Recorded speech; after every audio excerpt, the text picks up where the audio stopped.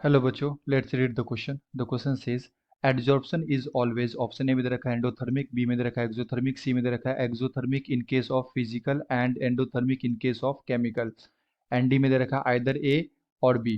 तो आइए बच्चों देखिए इसका करेक्ट आंसर क्या होगा। एंड फर्स्ट ऑफ ऑल हम लोग बात करते हैं की कॉन्सेप्ट की कॉन्सेप्ट। तो बेसिकली क्वेश्चन आया बच्चों एडजॉर्प्शन से, एडजॉर्प्शन। एंड बेसिकली ये जो एडजॉर्प्शन होता है बच्चों, ये सरफेस फिनोमेना होता है, सरफेस फिनोमेना होता है बच्चों। मतलब कि सरफेस पे ही होता है केवल, ये है ना, बल्क के अंदर नहीं होता है। लेट सपोज कि ये हमारे पास क्या है, कोई सॉलिड है, एंड इस सॉलिड के ऊपर क्या हो रहे हैं बच्चों, गैस मॉलिक्यूल्स या तो अट्रैक्ट हो सकते हैं या फिर रिटेन हो सकते हैं ना। ये हमारे पास क्या है बच्चों, गैस मॉलिक्यूल्स।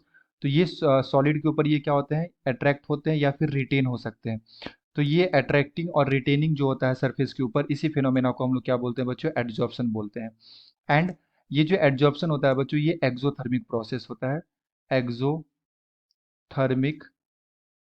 प्रोसेस होता है।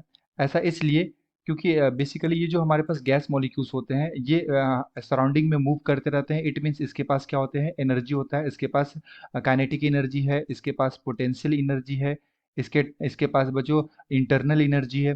तो ये मॉलिक्यूल्स के पास क्या होते हैं, एनर्जी होते हैं। तो ये जब मॉलिक्यूल्स सरफेस के ऊपर आके अट्रैक्ट करते हैं, तो जैसे ये मान लो ये अट्रैक्ट करेगा तो क्या होगा कि ये अपना एनर्जी को रिड्यूस करेगा, अपना एनर्जी को कम करेगा। एंड अपना एनर्जी को कम करता है तो वो एनर्जी रिलीज होता है in the form of heat, and उसी उसी को हम लोग क्या बोलते हैं, हीट ऑफ एडजॉर्प्शन। एंड जो जो हमारा सरफेस होता है ना, इस सरफेस पे क्या हो जाते हैं, एडजॉर्प्शन होने लगते हैं। तो बेसिकली क्या हो रहा है कि ये जो हमारे पास गैस मॉलिक्यूल्स है, ये अपना एंट्रोपी क्या कर रहा है, डिक्रीज कर रहा है। हम लोग बोल सकते हैं डेल एस क्या कर रहा है बच्चों, डेल एस डिक्रीज कर रहा है ना। इट मीन्स निगेटिव, क्योंकि इसका रैंडमनेस क्या हो रहा है, डिक्रीज हो रहा है। एंड कभी भी कोई भी प्रोसेस को अगर हम लोग को बताना है कि ये प्रोसेस स्पॉन्टेनियस है, तो उसके लिए हम लोग क्या देखते हैं, डेल जी का वैल्यू देखते हैं।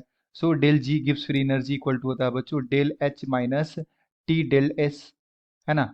डेल एच होता है एंथैल्पी और टी टेम्परेचर, एंड एस क्या होता है, एंट्रोपी।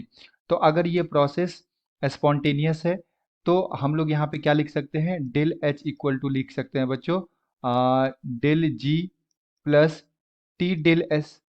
अब जी हमारा कैसा होता है, नेगेटिव, है ना, क्योंकि प्रोसेस कैसा है, spontaneous.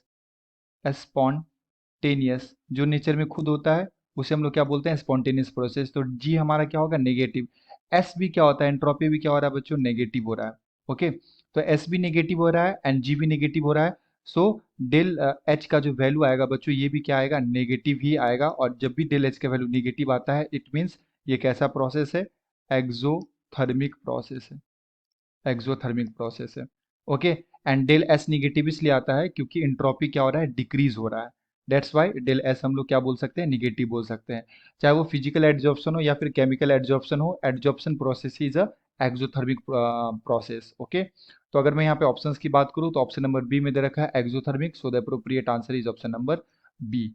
I hope you will understood it well. Best of luck, thank you.